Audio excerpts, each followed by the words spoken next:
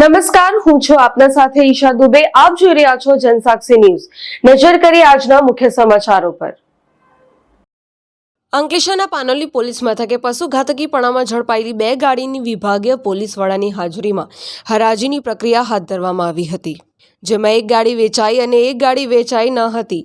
RTO દ્વારા નિયત upset value કરતાં વધુ આવક ઊભી કરી 3.6 લાખમાં બોલેરો ગાડી હરાજીમાં વેચાઈ હતી.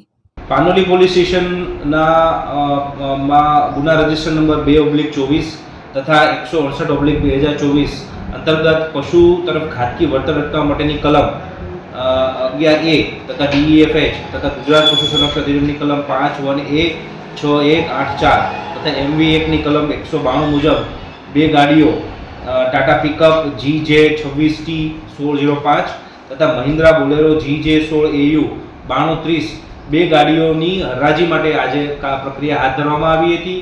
આ બંને ગાડીઓની અપસેટ વેલ્યુ જે છે તે આરટીઓ દ્વારા આપવામાં આવી હતી, જેમાં 1 ગાડી ટાટા પિકઅપનું લો બિડિંગ થયેલ હોવાથી તેની હરાજી થઈ શકવા પામેલ નથી, જ્યારે મહિન્દ્રા બોલેરો GJ 16AU 9230 જે છે જેની અપસેટ વેલ્યુ કરતાં ઉપર બોલી લગાડતા આજે તે ગાડીની હરાજી કરવામાં આવી છે, જેમાં સરકારશ્રીને અંદાજે 3,06,000 જેટલી કિંમતની એમાં હરાજી કરી અને